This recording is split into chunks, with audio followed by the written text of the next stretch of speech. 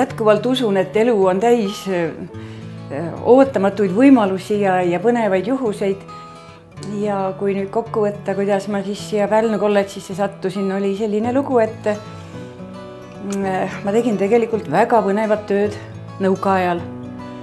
Ma olin 15 aastat Pärnu ühe kõige suurema organisatsiooni, Pärnu KEK-i ametiühingu komitee esimees, seal töötas parimatel aegadel üle 2000 inimese. Ja meie ametiühingu komitee ikkagi oli peaaegu et reisibüroo. Ettevõte oli heal järjel, ametiühing toetas ka, nii et meie inimesed reisisid igal aastal igasse nõukasuunda ja natukene sai vahel välismaale ka. Nii et ma arvan, et me korraldasime kümneid ja kümneid reise igal aastal ja ikkagi väga paljud inimesed reisisid. Nii et selline reisikogemus tuli juba sellest ajast peale. Ja kui need uued tuuled hakkasid puhuma, siis suurest KEK-ist otsustati nii-öelda teha ja erastada üks suur hulk väiksemaid ettevõtteid ja tekkis firma juurde ka puhkemajandusettevõte.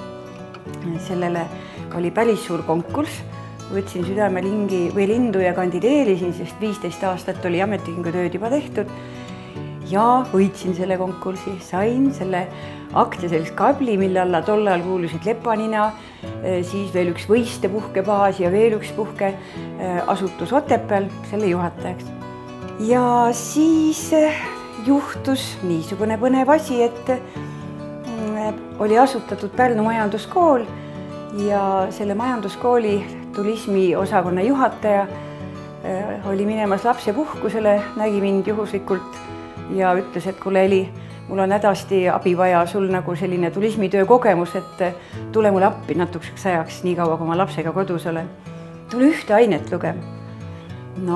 Elu on kummaline. Ma nagu turismitööd teinud inimesena arvasin, et asi on selge.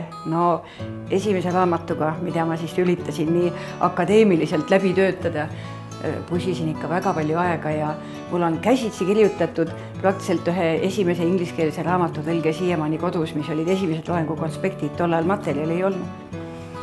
Aga läks siis nii, et ühele lapsele tuli teine laps juurde ja Hille Insberg ei tulnudki tagasi ja ühe aine õpetamise asemel tuli neid aineid juurde ja sain juba majanduskooli ajal ka sealse turismiosakonna juhatajaks. Paralleelselt toimus siis Pärnu kolledži asutamise ettevalmistamine ja see õnnestus suurepäraselt. Nii et võib öelda, et aasta-paar, nii kaua kui need majanduskooli omad lõpetasid, sai paralleelselt tehtud siis majanduskooli üliõpilastega tööd ja juba kolledži üliõpilastega tööd. Nii et siin majas olen ka algusest saadik. Ei jõua juhust või taeva isa ära tänada, et mulle niisugune meeldiv võimalus elus kätte nagu sattus. Ei oleks ise osanud võib-olla unistadagi, aga tagantjärgi mõtlen, et võib-olla see on üks parimaid asju peale oma laste, mis muga elus on juhtunud. Nii et niisugune lugu. Ja nüüd siis sellest 20 aastat saab mul ka siis täis kolledžis.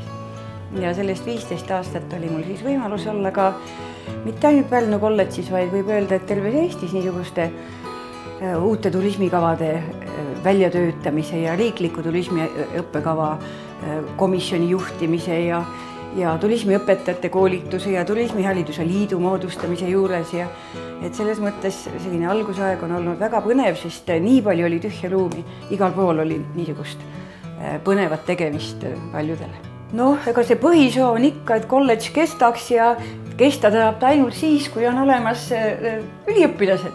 Nii et see on kindlasti kõige suurem soov ja võib-olla üliõpilaste osas ütleks niimoodi, et ma ei ole selle 20 aasta jooksul vast midagi hullemat näinud kui tuhmisilmne turismiüliõpilane. Ma ei kujuta ette seda turismi edendamas. Et võib-olla sooviks rohkem sellist sära silmadesse ja uudisimu, sest maailm on huvitav ja turismivaldkond on, ma ütleks, üks põnevamaid.